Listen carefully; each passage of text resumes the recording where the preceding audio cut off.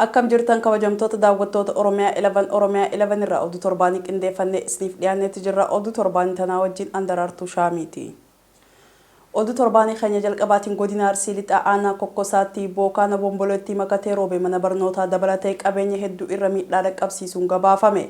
Aanaa Kokkosaa gandoota sadi keessatti rooba hamaa bubbee makatee roobeen manaa fi qabeenya irra miidhaan ga'u oduu keenya gaafa ebla takkaa keessatti gabaasuun keenya ni yaadatama.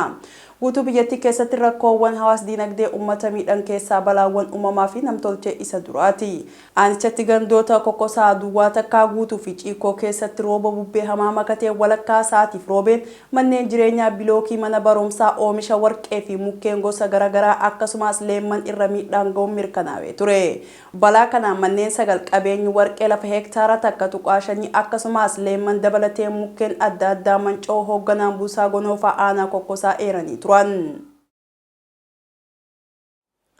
Oduu keenyaan lammataatiin godina Salaalee aanaa Dharraatti manneen barnootaa tajaajila dhaabanii jiraachuun dhagahame. Aanchatti manneen barnootaa 93 jiran keessaa 4 qoftiin tajaajila kennaa jiraachuu kan himan jiraattonni Oromiyaa 11 dubbise manneen yaalaa dabalatee tajaajilli hawaasummaa kamuu haala wal fakkaataa keessa jiraachuu ibsuu isaanii oduu keenya gaafa ebla 3 keessatti gabaasuun keenya ni yaadatama.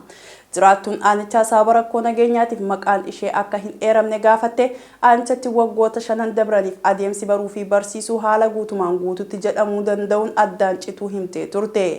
Aanaa Dharraa manneen barnootaa gandoota Iluu Waayyuu, Baabbuu Dirree Odaa fi kanneen birootti manneen barnootaa 93 keessaa manneen barnootaa 4 qoftiin tajaajila kennaa jiraachuus ibsitee turte. Oduu keenya torbaanii kan biraatiin ijaarsi daandii aspaaltii Kofalee Qoree bara 2002 waadaan galame hojiitti galamuu dhabuun komii kaase. Daandiin jiruu fi jireenya dhala namaatiif wantoota barbaachisan keessaa isa tokko yoo ta'u, rakkoolee hawaas diinagdee furuun sirna daldalaa keessatti shoora olaanaa qaba. Mootummaan federaalaa ijaarsa daandii aspaaltii Kofalee hanga Qoree bara 2002 akka ijaaramuuf waadaa kan seene yommuu ta'u, waadaan ummataaf galame osoo hojiitti hin galamin waggaan 15 akka dabre hawaasni himuu oduu keenya gaafa ebla takkaa keessatti gabaasuun keenya ni yaadatama. Hawaasni aanaa Qoree rakkoon daandii Kofalee hanga Qoree jiru rakkoolee hawaas diinagdee garagaraaf kan isaan saaxile ta'uu himanii turan. Oduu keenya torbaanii kan biraatiin godina Booranaa aanaa Gumii Eldallootti yakkamaan haadha mana isaa haala suukanneessaan ajjeese hidhaa waggaa 17tiin adabame. Aanaa Gumii Eldalloo ganda bulbullii keessatti yakkamaan haadha mana isaa Dokkoolee Liiban jedhamtu ganda bulbullii keessatti haala suukanneessaan ajjeesee nama dhoksuuf awwaala hidhaa waggaa 17tiin adabamuu isaa oduu keenya gaafa ebla 4 keessatti gabaasuun keenya ni yaadatama. Ji'a lamaan dura abbaa warra isiitiin ajjeefamtee barbaacha jabaan booda reefkiisii argamuun ni yaadatama.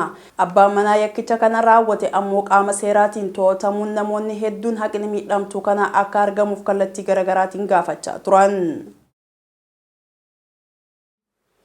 Imbaasiin Ameerikaa Finfinneetti argamu imala seeraan alaa gara USA seenuuf godhamu ilaalchisee akeekkachiisa hegeree keessaniin balleessinaa jedhu baase. Ambaasaaddarri Ervin Maasingaan ibsa akeekkachiisaa baasaniin mootummaan Ameerikaa godaansa seeraan alaa irratti dura cimaa gaggeessaa akka jiru beeksisuu isaa oduu keenya gaafa ebla 4 keessatti gabaasuun keenya ni yaadatama. Ameerikaa nagaa qabdu jabduu fi badhaatuu gochuuf pirezidaantiin Ameerikaa Tiraamp seerri immigireeshinii USA eegamu mirkaneessuutti jira jedhan. Itti dabaluunis ambaasaaddarichi seeraan ala dachee Ameerikaa seenuu fi achi turuuf yaaluun adabbii cimaa akka qabu kaasuun akeekkachiisanii turan.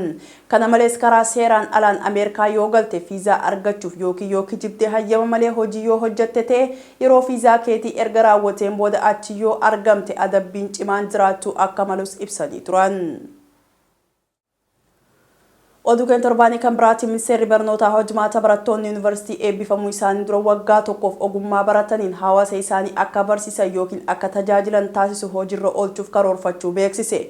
Ministeera barnootaa Profeesar Biraanuu Naggaa ebla 2 bara 2025 koreen dhaabbii dhimmoota misooma qabeenya namaa boobbii hojii fi teekinooloojii mana maree bakka bu'oota uummataa sababoota qabxiin barattoota kutaa 12ffaa gad aanaa ta'eef ilaalchisee qorannoo dhiyaate irratti mariyyoo gaggeessu karoora kana ifoomsuu oduu keenya gaafa ebla 3 keessatti gabaasuun keenya ni yaadatama. Sagantaan tajaajila yuunivarsiitii Itoophiyaa jedhamuun moggaafame kun karoora barattoonni yuunivarsiitii osoo hin eebbifamin dura ogummaa barataniin hawaasa akka tajaajilan kan taasisu ministeerri barnoota Profeesar Biraanuu Naggaa himanii turan. Sagantaa yoo danda'ame bara dhufu yoo ta'uu baate bara 2019 akka lakkoofsa biyyatti hojiirra oola jedhame kun barattoonni yuunivarsiitii beekumsa isaanii hojiitti hiikuuf kan dandeessu ta'us ministeerichi akeekanii turan.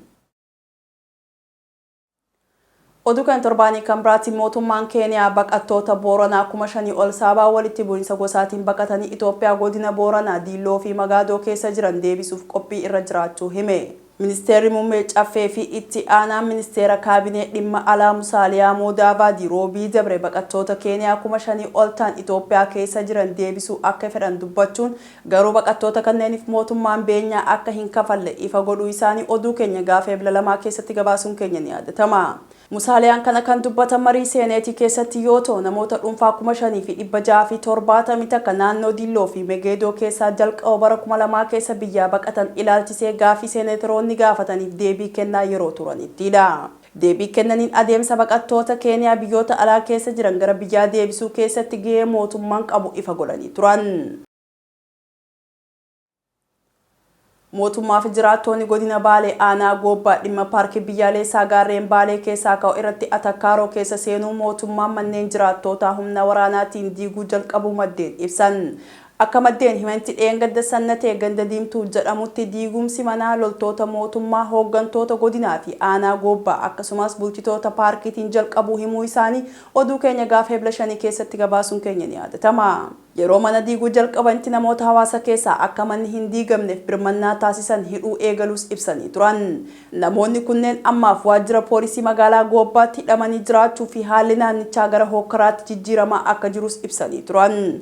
Paarkiin gaarreen Baalee fulbaana bara 2023 dhaabbata mootummoota gamtoomanii yuuniskootti galmaa hordofee kunuunsa barbaachisuu fi misooma paarkii himata jaruun gandoonni akka Riiraa, Diimtuu, Caaccaa, Raafuu fi kanneen biroo akka ka'an mootummaan murteessus ummanni lafa dhaloota hedduuf keessa jiraanne keessaa hin kaanu jechuun mormaa jiru.